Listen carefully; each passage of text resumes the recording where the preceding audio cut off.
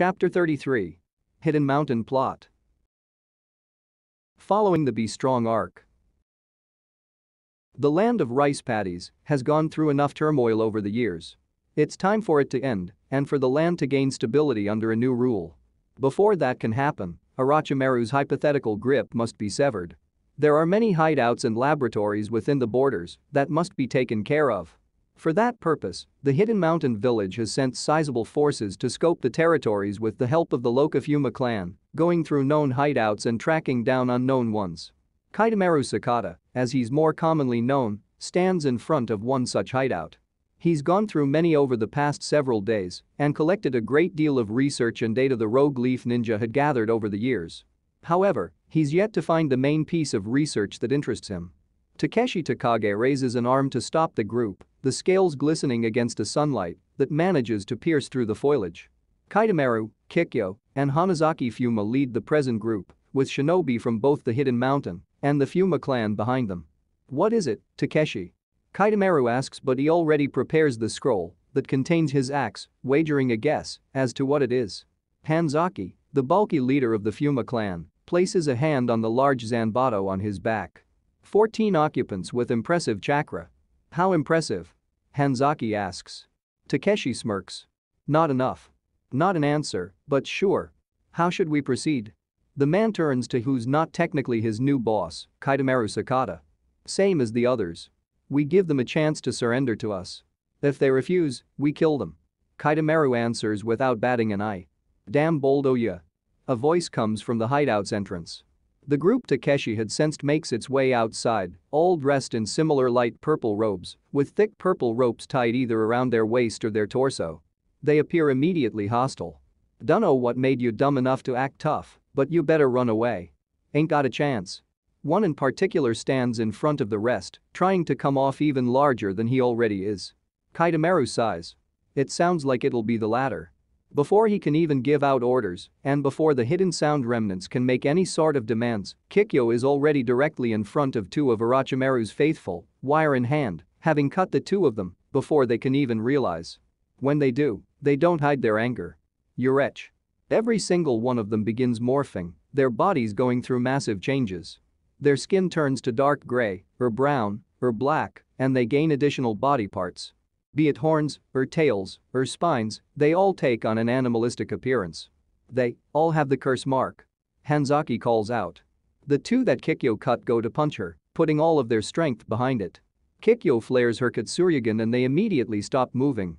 Their arms begin pulsing, expanding like bubbles. From their arms, this goes to their entire bodies as they convulse, losing control of their bodies.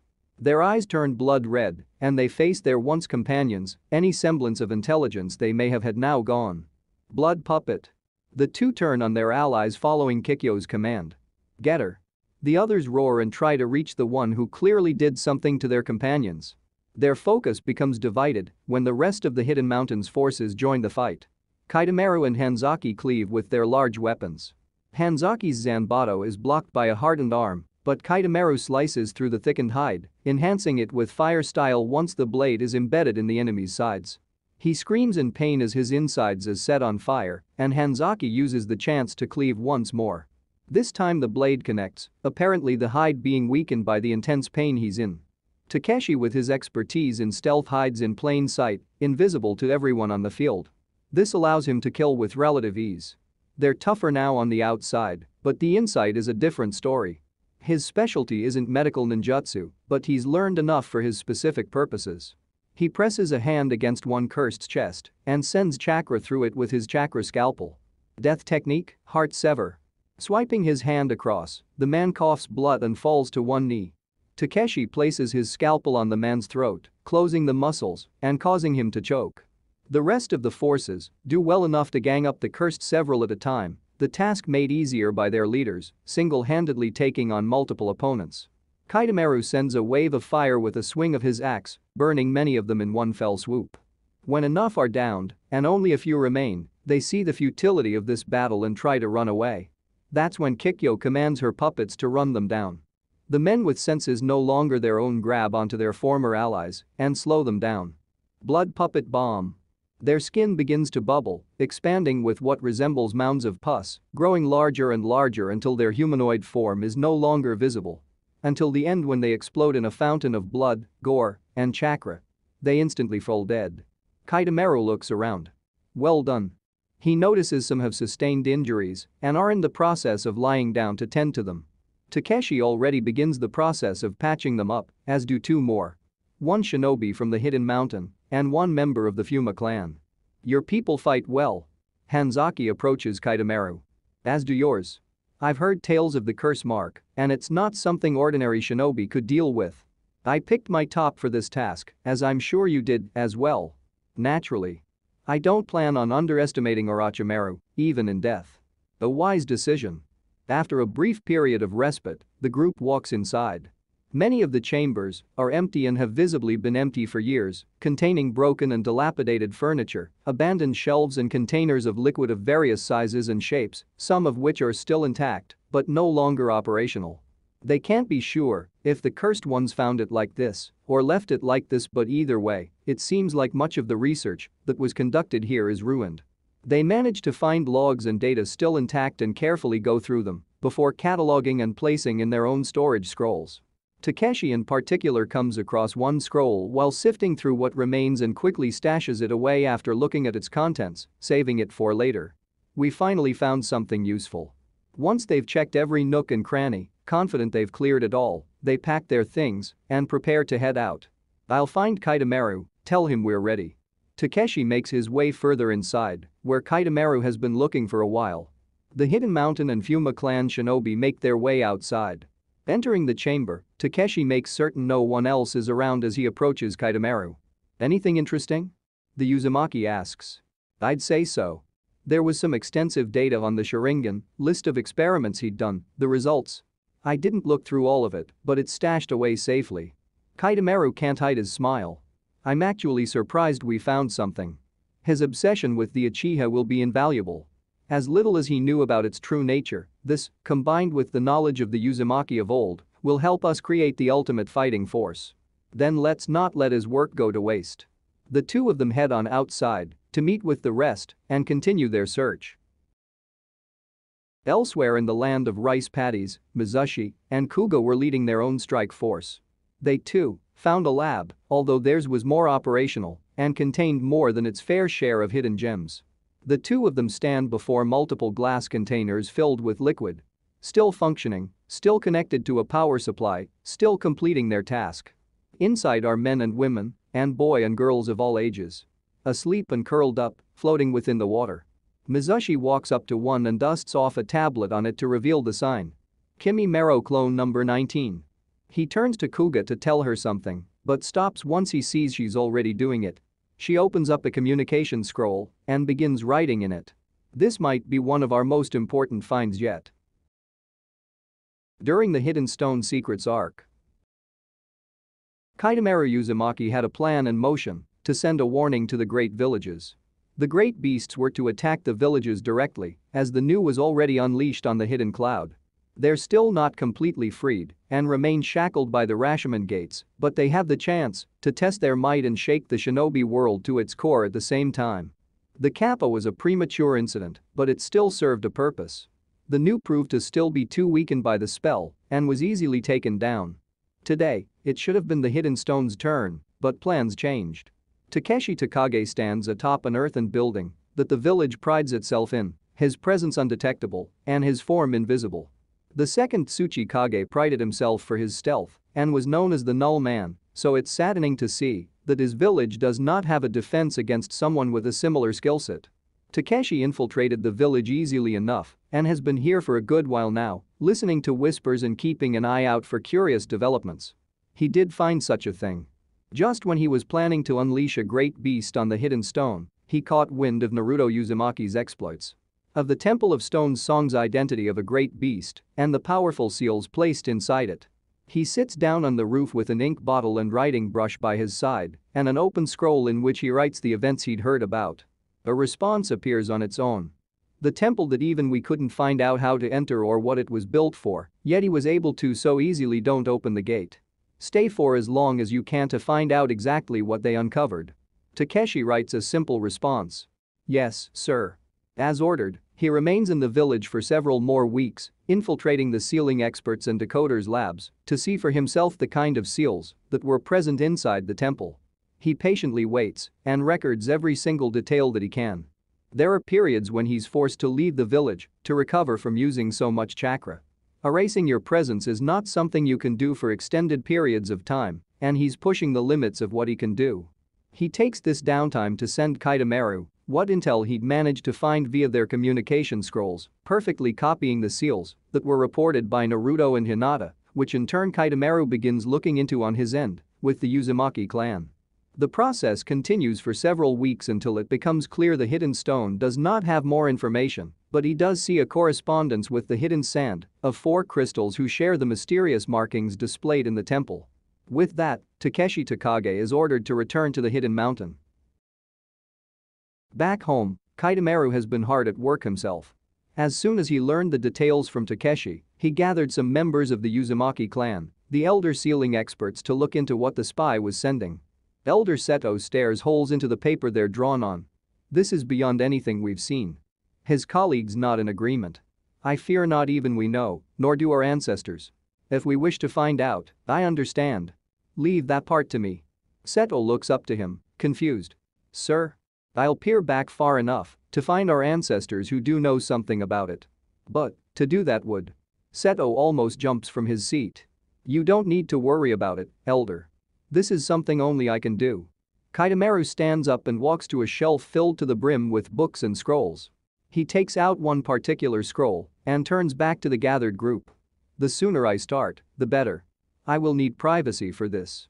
Seto and the other elders share a concerned look but ultimately comply. As you wish. Please stay safe. Of course. When they leave his office, Kaitamaru speaks to seemingly no one in particular.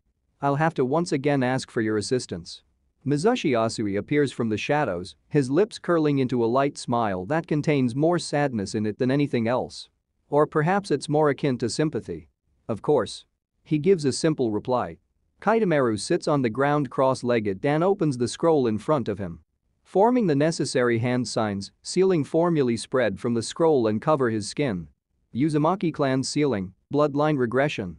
Kaitamaru's mind jumps backward in time. To his childhood, to his father's life, to his grandparents.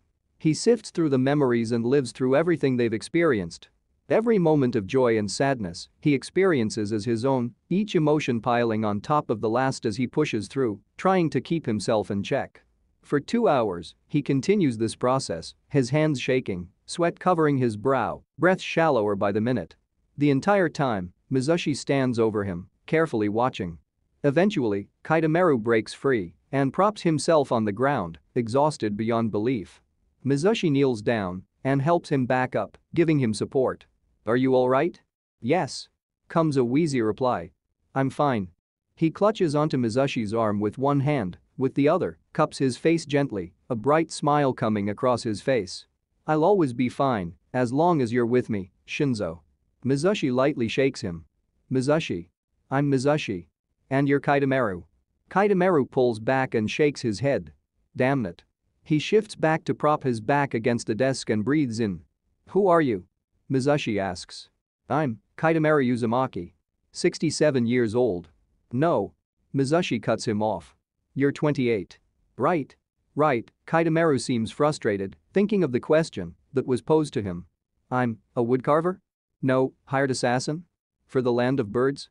He holds up a hand signaling to Mizushi that he's working on the answer. Woods. Land of woods. I'm the leader of the hidden mountain village. Good. You're getting to it faster. Who am I? Kaitamaru squints at him. Kurosaki? But you were killed, I buried you. Mizushi shakes his head.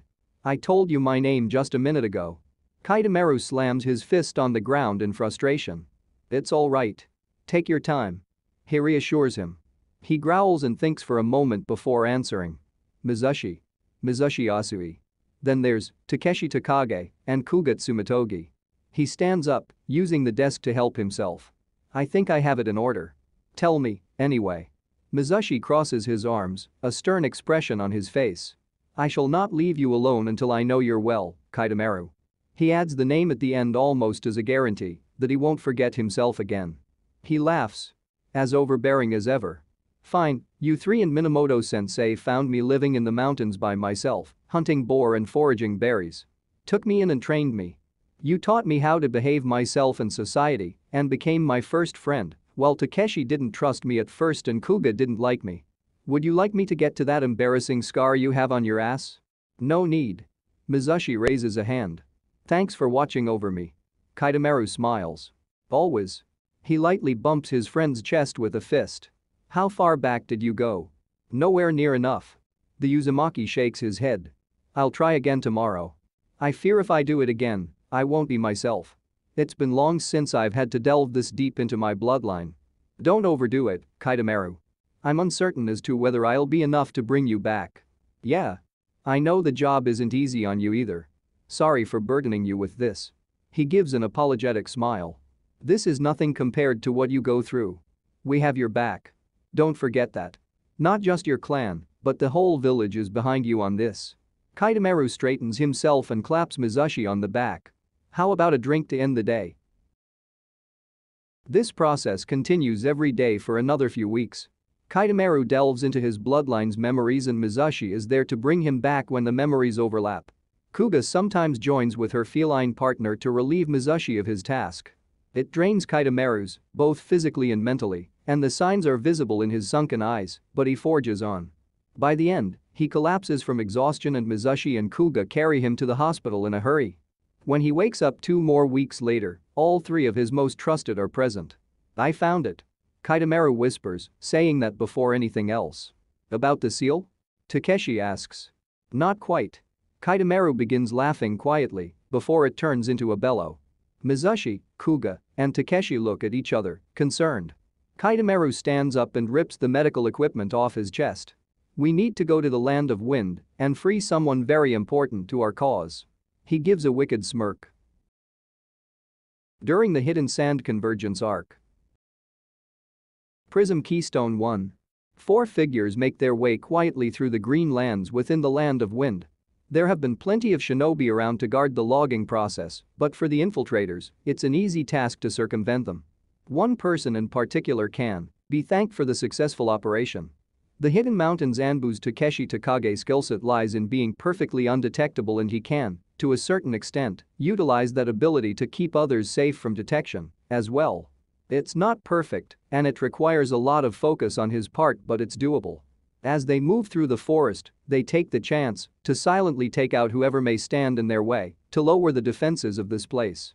With trained movement, they sneak up on the hidden sand shinobi and snap their necks before they can even realize they're in danger. The bodies are then hidden underneath the bushes to potentially be discovered later. Even if someone like the Yamanaka were to look through their memories, they'd see nothing because the targets saw nothing. The bodies being found later will not hinder them in any way. Eventually they make it to their goal. The Prism Keystone, where more of the guarding shinobi are taken out silently. For the purposes of this, Takeshi releases the invisibility he'd covered them all in, as he'd be unable to concentrate during what's about to happen. For the time being they're visible, but he's still around to sense if anyone approaches. One of the hidden shinobi chuckles. I don't know what we'd do without you, Takage. I'm sure you all would have infiltrated just fine. I'm only here to support, the real job requires you Uzumaki. Removing the seals bound by blood. Only you can do that. And we will do it to our utmost abilities, for the sake of our goals. The Uzumaki with Takeshi take out a scroll and begin weaving hand signs. The sealing formulae slither from the scroll and rise up to the prism, overtaking the red markings already on it. The black crystal pulsates as time passes, its color draining to become more and more translucent. After several minutes, the prism shatters and a single Tomo appears in the sky as a result.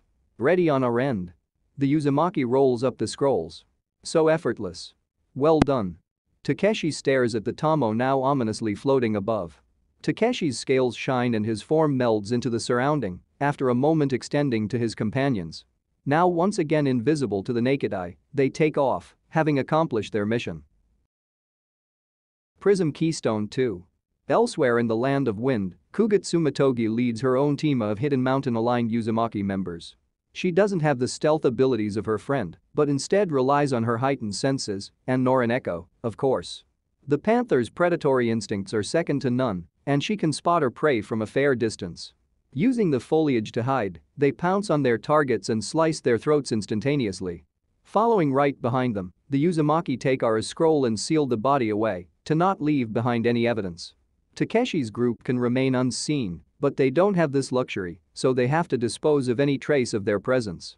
Cleaning her hands of blood, Kuga looks up to gaze at the Tomo in the sky. I'd wager it was Takeshi's group that got the crystal yesterday. The Uzumaki accompanying her rolls up his scroll. Unlike us, they most likely needed less time scouting and observing guard patterns. Yes, he's always been useful to have around, that guy. The group makes their way to the prism located at this location and proceed the same ritual as the previous group. The seals spread from the scroll to cover the keystone, causing it to gradually lose its black shine and turn transparent before shatter. A second Tomo appears in the sky. Prism Keystone 3. Mizushi Asui sits on a boulder overlooking the third location. It's far away, much farther than they should be, but circumstances called for it. There's no way to reasonably get closer without getting into some major trouble. He takes out a scroll he'd used many times and an inkwell and a brush. He begins writing. We can't get close. Naruto Uzumaki and Hinata Hyuga are in the town. After a delay of about a minute, writing appears on the scroll in response. Faster than I expected. The Kazekage wasted no time. Remain as you are. I'll handle things on our end, and we might not need your group to intervene, after all. But wasn't the whole point for you to be the final one to remove the seal? Plans change. I'll take care of it. With that, the messages end and Mizushi rolls up the scroll and tuck it away. He turns to the squad he was assigned. Looks like we are waiting for Kaitamaru's group. A red-headed woman walks up to him. I'm aware you've known him since youth, but could you at least refer to him as Lord Kaitamaru around others? It paints a bad image of him. Mizushi chuckles. Very well. Such obedient subordinates he's found, that Lord Kaitamaru. The delay, is it because of the Hidden Leaf's Jinchuriki? She asks. Mizushi nods. Precisely. He's not the kind to take well to what's to happen. As far as being in Uzumaki goes, he's not as strong-willed as you are. Then we wait for Lord Kaitamaru's group to advance. Prism, Keystone 4. Ninja Art Summoning. Kaitamaru slams his hand on the ground, summoning seals spreading across it. In a puff of smoke, a large entity comes forth. Flying through the sky, a red and golden koi fish larger than any building in the town in front of them makes its way. Well, flying is one word for it. In truth, it almost looks to be swimming, with the air around its fins moving and shifting and gaining more solid properties. It seems as if the air directly around the carp turns into water for a brief moment. It's a shame, but we'll need to remove all witnesses. Kaitamaru gives the order to his squad. Much more numerous than the others, this group is composed of over a dozen members of the Uzumaki clan, each prepared to do what must be done. They all charge into the village, immediately weaving their chakra for their respective jutsu. The koi fish fires highly pressurized torrents of water, cutting buildings in half. Large slabs of rock jut out from the ground to send houses crushing down, large-scale fire and lightning style, to take out large groups at once. Both shinobi and civilians. Cries for help and panicked screams fill the air as the sudden massacre ensues, no one being prepared for it. What hidden sand shinobi do manage to get their bearings and fight back don't last long. Adamantine attacking chains. The members of the Uzumaki clan also summon fourth spectral chains, just like the ones Kaitamaru had used previously. Multiple chains from each individual crash through walls to find their targets, leaving no one behind. Kikyo stands atop a roof and watches on as Kaitamaru lands just beside her. Does it bother you? He asks. No. I'm used to it. Her eyes turn cold as their color changes to dark red. Besides, this is where I belong. Surrounded by blood. It will be worth it, I promise you. He assures her. The Uzumaki are strong, indeed. She notes, witnessing their strength firsthand. They are. They all carry the memories of their ancestors, as well as their grudges. This is where we thrive, because we fight as one with each other and with our forefathers. We are the ones who hold this world's history. So I've seen. She weaves her chakra and spreads her arms. The blood that now covers the streets and lines the walls shifts and rises upward in its usual liquid state. Blood Dragon Assault. The blood all join together in several columns, taking on the ferocious appearance of a draconic entity.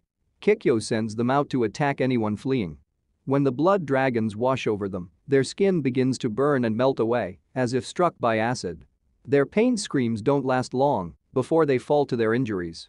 Kaitamaru does not sit back either. With his incredible speed and strength, he mows down anyone in his path with his axe and his fire style. It doesn't take long before the entire town is slaughtered to the last person. It's a complete massacre. As soon as the battle is over, they shatter the third prism and a third Tomo appears in the sky. Now, I need to prepare. If we're to circumvent Naruto, we'll need to be careful. If he's there to investigate the prisms, he won't just give up easily. He takes out a scroll from his pouch and heads to one of the not as destroyed buildings to work. I know it will be a great deal of work, but please take care of the bodies. He addresses his fellow clan members. Yes, sir. As best as they can, they begin cleaning the town. While it's not as large as many, it's still of considerable size and would take a great deal of time before they can be removed. However, not too long after Kaitamaru enters to begin his preparations, he's called outside. Sir, you have to see this. The Sharingan had disappeared. He immediately runs out to inspect, looking in every direction in surprise. That shouldn't have happened. Did Mizushi end up doing something? Or was it Naruto? He laughs. Well, either way it's a blessing for us. Gather everyone. They do as instructed, leaving the cleanup for now. Kaitamaru embeds his axe into the ground and addresses his clan. My brothers and sisters, you will now witness one of the many secrets our ancestors were too afraid of, one of the many reasons we fell to ruin. Kaitamaru Uzumaki slams his hands on the ground. Ninja art summoning, Rashomon. The giant gate bursts out from the ground behind them, large chains rattling unnervingly, bell gonging as it sways from its eruption from the ground. The Oni face that decorates the gates themselves stares down at the gruesome sight before it. Uzumaki clan's seal, release. The gates open, sending a blast of cold air out, contrasting to the desert heat. Smoke fills the air immediately around it. And now, why? The wait doesn't even begin before it ends. The 8-armed Hachiman appears in front of the Uzumaki clan, in a much calmer state than it was just a second ago during its battle against three-tailed beasts. It looks down at the gathered group with its Sharingan. More descendants of Tamamo. More of your wretched blood stands in our way. We do not stand against you, great and venerable Hachiman. Kaitamaru speaks. Then what is your purpose, one who knows our name? It looks genuinely surprised. I ask for your partnership. You grant us power, and we in turn will lend you our strength to fight back against those who wronged you. What could you know of how we were wronged, descendant of Tamamo? I'm well aware of how your kin betrayed you and sent you to your plane of existence, how my ancestors and the wielders of the Sharingan sealed you away in fear of your might. I know it all, and I offer you our service. Your service is of no use to us. Our power is connected to the Sharingan, which your blood does not carry. Perhaps it does not, but we have knowledge of long-forgotten secrets. Kaitamaru weaves a series of hand signs by the end of which sealing formulae appear around his eyes. One set runs along his brow and another under his eyes, crossing between his eyes. As the seals fully form, his eyes turn red. 3 Tomo decorate around his black iris. I do not follow the way of my ancestors. I've my own path to take. Every other Uzumaki does the same, revealing the Sharingan. Hachiman looks between each and every one of them. I will speak bluntly. Kaitamaru begins. Of Indra's descendants, there is only one surviving mortal. Only one true-born Sharingan user, who wields the power of Amaterasu and Kagutsuchi, who betrayed you so long ago and attained the Rinnegan and a fully formed Susanoo. They have grown greatly in power. However, the boy does not know of the truth behind the Sharingan, does not know the origin of the power he wields. So we offer ourselves to you. Lend us your power to awaken the Mangekyo Sharingan, channel your power through us, and channel our power in return. With your strength, we will overcome our enemies, and with our strength, you will overcome yours. Hachiman tilts its head. You speak so confidently for a mortal. Arrogant, almost. You speak of power, descendant of Tamamo, but you already possess secrets vastly beyond many's comprehension. It plants its banners into the ground. Unlike before, it doesn't use its ability, using the gesture as more of a means of demonstrating determination more than anything else. If you know of our fate, if you know of your ancestors' deeds, then you are aware that you are not one we can trust. You don't need to trust me. We will enter an open pact, by which you will have reign of more power than either Amaterasu or Kagutsuchi. Even though they've been lending their strength for longer, the boy is not a proper conduit for your powers. I can be that, and you will have power over me in return. He declares with no hint of hesitation. You even know of that. Intriguing. Only a fool would willingly wish to bind their soul. However, your will has been received. We will grant you our strength and take our vengeance. First we will build our strength enough to take on Amaterasu and Kagutsuchi. Until then, use our power wisely, defiant of Tamamo. Hachiman floats above the Uzumaki clan who are still in a state of disbelief at the entity before them. It enters the Rashomon gate, and as it does, the air around the corpses shift. From every single one of them, wisps of eerie cold air float into the gate, sucked in by an unknown force. When all clouds enter, the gate closes and disappears. Kaitamaru feels a surge of power wash over him, to the point of feeling dizzy. He grabs onto his axe to keep his balance. With a meditative breathing, he gathers himself and stands upright once more. Kikyo approaches. So, this is your grand plan? Wield the Sharingan for yourself. It is but one weapon in our arsenal. A powerful and deadly weapon to be sure, but still only one of many. Kikyo remains silent for a moment, observing the remaining members of her lost clan, feeling their chakra change. It's been a while. You've been more patient than you probably should have been, but you've been waiting for an official answer for so long. Why? I've said it before, Kikyo. I do not force anyone into joining. I merely seek out those who feel as wronged as the rest of us, those who do not wish to sit idly by. I know you're one such person and I understand your hesitation. It takes a while to come to terms with everything. Yeah, it has. And I have. Consider me all in. My life is in your hands, Kaitamaru Uzumaki. And mine is in your, Kikyo Uzumaki. So, now what? Now? Now we bide our time. Kaitamaru's Tamo begins spinning, becoming larger and the tails increasing in length as they do, creating 3 spirals that run to the corners of his eyes. When they stop, a skeletal horned being surrounds appears with him inside of its ribcage, enveloped in red chakra. The skeletal entity has a chain wrapped around its hand with the end of it falling to the ground. Susanoo. End of chapter 33.